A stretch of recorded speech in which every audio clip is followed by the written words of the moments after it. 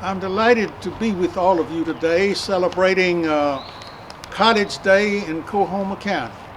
I wish I could be there in person, but I'm delighted to have an opportunity to express my support of and approval of the work that you are doing here in Coahoma County to encourage the education of your best and brightest students.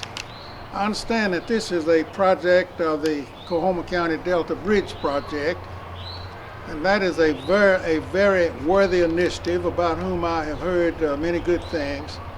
I want to thank my friend Sanford Johnson for inviting me today and congratulate him on his leadership and congratulate all of you who are involved in this program today for making this initiative available to the young people of this community. Education is the absolutely most important element in the building up of any community.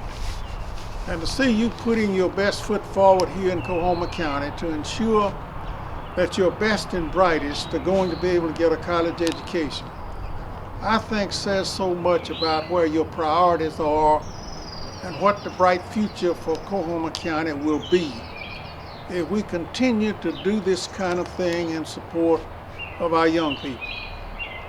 To make it possible for so many of these best and brightest high school seniors, high school graduates this year, to go to college with scholarships, to make sure that they are all recognized here in their home community, to make sure that those who are going to college can feel assured that they have the support of this community. I'm delighted that all four high schools in Coahoma County are participating in this initiative.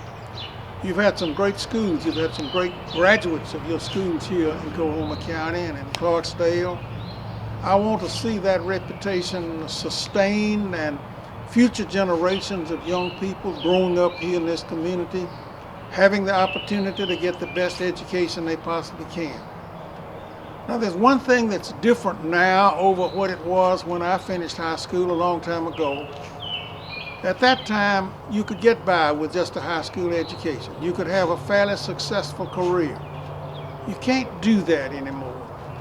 You must have the opportunity for these bright minds of these graduates from high school to go to college, to graduate from college, to use their intellect in a way that will ensure not only that they have rewarding lives, but that they contribute to the community where they grew up. And that's another thing I want to talk about briefly today.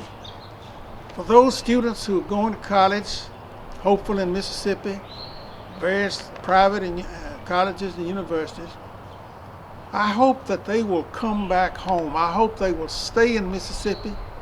I hope that they will come back to this area where the need is so great for enlightened leadership, for intellectual leadership, for an understanding of how we build communities.